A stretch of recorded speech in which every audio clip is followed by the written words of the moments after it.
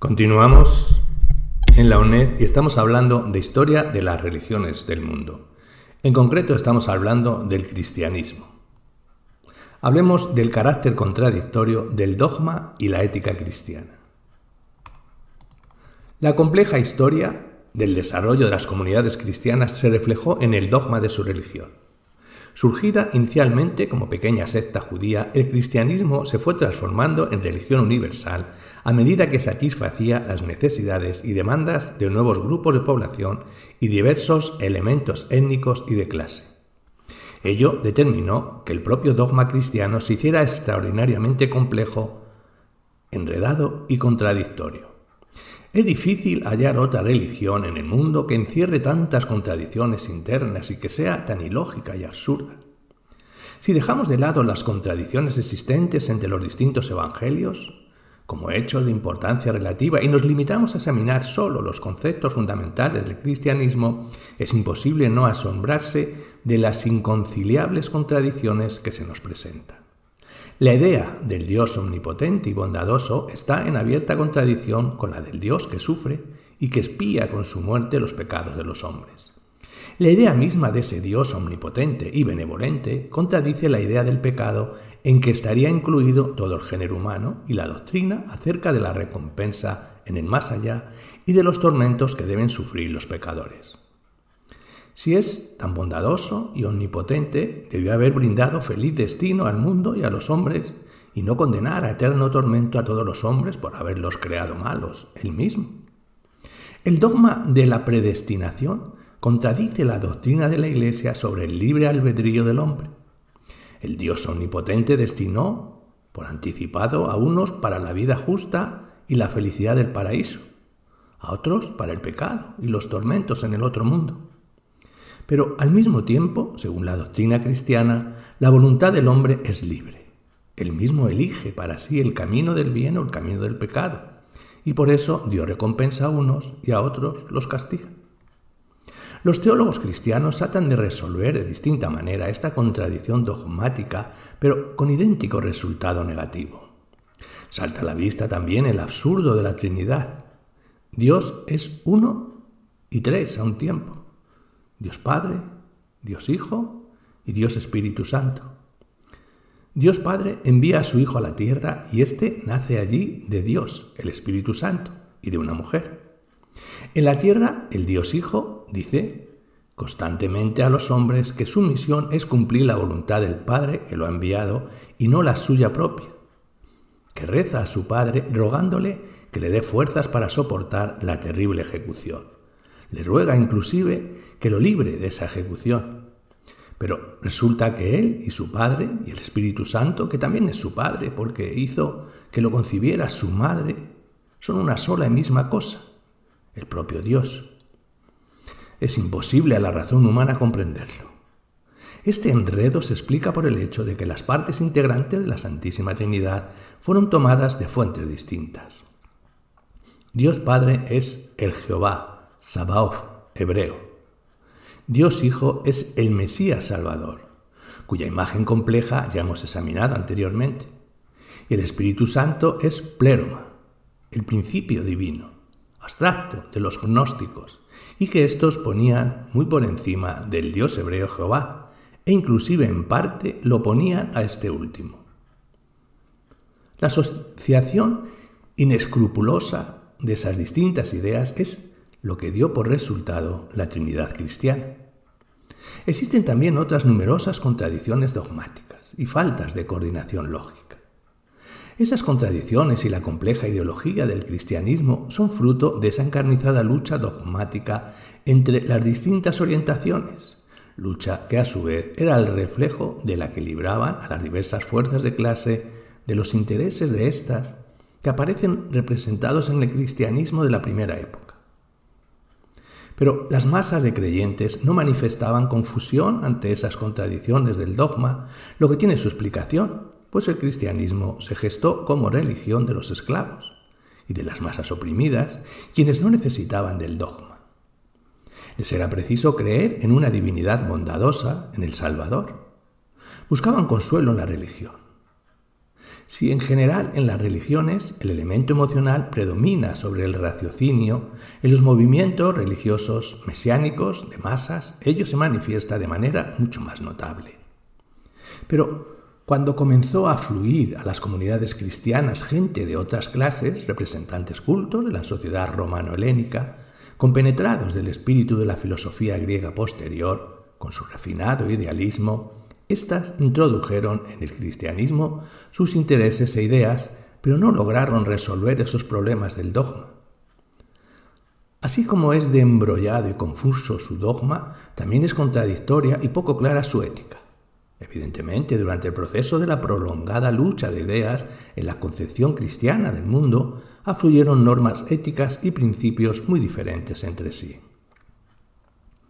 A la par con la refinada moral de los estoicos, con los principios morales correspondientes al estado de ánimo de los esclavos y oprimidos, en el cristianismo se dan también los conceptos burdos y repulsivos de los parásitos esclavistas. Efectivamente, en los evangelios y en las epístolas es posible hallar una serie de opiniones sobre las costumbres morales y la vida cotidiana que no contradicen la ética ni los hábitos de nuestros tiempos. Por ejemplo, el árbol se conoce como sus frutos. No debe echarse vino nuevo en odres viejos. Nadie es profeta en su tierra. Nadie puede servir simultáneamente a dos señores. El pez por su boca muere. La paja en el ojo ajeno y la viga en el propio. No es el hombre para el sábado, sino el sábado para el hombre. Quien no trabaja, no come. Todas estas sanas ideas morales fueron tomadas por el cristianismo de sistemas filosóficos y éticos antiguos, principalmente de los estoicos y en especial de Séneca, el tío del cristianismo, como lo llamó Engels. Pero al mismo tiempo y paralelamente con estos sensatos principios morales, en la literatura del Nuevo Testamento, en los Evangelios inclusive, se encuentran pensamientos indignantes para una conciencia con algún principio moral. Jesús reniega públicamente de su madre y de sus hermanos. Mateo, capítulo 12, versículo 47 al 50. No da permiso a un discípulo que desea cumplir con su deber familiar y moral de dar sepultura a su padre. Presenta a todos el ejemplo del mayordomo tramposo que se libró hábilmente del merecido castigo y da con tal motivo, con absoluta seriedad, sin pizca alguna de ironía, el siguiente consejo. Haceos amigos de las riquezas de maldad. Lucas capítulo 16, versículo 1 al 9. Para terminar, incluso con cierto cinismo, es saboreada por los evangelistas la repulsiva regla moral de que a todo el que tiene se le dará, y al que no tiene se le quitará hasta lo último que posee. Y no es un lapsus linguae casual, porque este pensamiento se repite 5 veces en los evangelios, Mateo y Lucas 2 veces, y Marcos 1 vez. Mateo en el capítulo 13, versículo 12 y capítulo 35, versículo 29, y Marcos en el capítulo 9, versículo 25, Lucas, capítulo 8, versículo 18 y capítulo 19, versículo 26. Todo esto es ejemplo de los brutales principios morales de los esclavistas y usureros. Lo contradictorio de la ética cristiana fue reflejo directo del cambio producido en la composición de clase de las comunidades cristianas.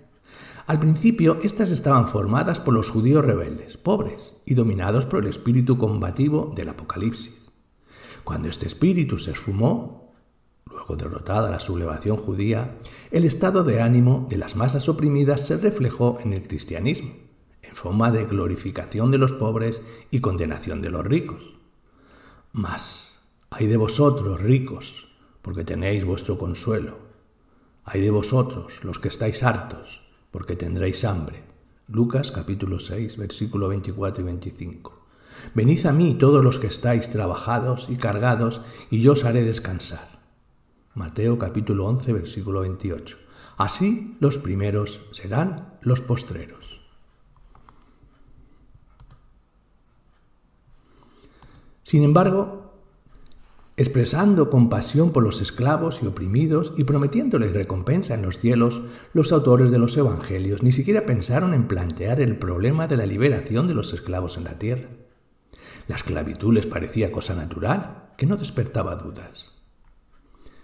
Cuando las comunidades cristianas comenzaron a integrarse también con esclavistas y ricos, en los evangelios se reflejó aún con mayor fuerza el concepto de que los esclavos no podían gozar de derecho alguno.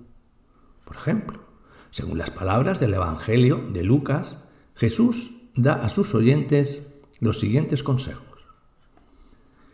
¿Y quién de vosotros tiene un siervo que ara o apacienta? Que vuelto del campo le diga luego, pasa, siéntate a la mesa. ¿No le dice antes, adereza que cene, y arremángate, y sírveme hasta que haya comido y bebido, y después de esto come tú y bebe? Capítulo 17, versículos 7 al 9. Es evidente que el autor de tal consejo consideraba innecesario dar descanso al esclavo después de la pesada labor del día. Pero con todas las contradicciones de los principios sociales y morales, domina siempre en el cristianismo evangélico una sola norma ética: la prédica de la paciencia, de la humildad y del perdón de las ofensas. Es precisamente en los evangelios donde esta prédica ha sido llevada al extremo y hasta lo increíble. Jesús enseña: amad a vuestros enemigos, bendecid a los que os maldicen, haced bien a los que os aborrecen, y orad por los que os ultrajan y os persiguen. Mateo capítulo 5, versículo 44. No resistáis al mal, antes a cualquier que te hiriere en tu mejilla diestra, vuélvete también la otra. Capítulo 5, versículo 39. Esta moral es la que atrae al cristianismo mucha gente. Es la que se considera a menudo como el ideal moral. Pero es necesario decir, en primer lugar, que nadie entre los cristianos, a excepción de muy contados, ha cumplido jamás ni cumple semejantes exigencias.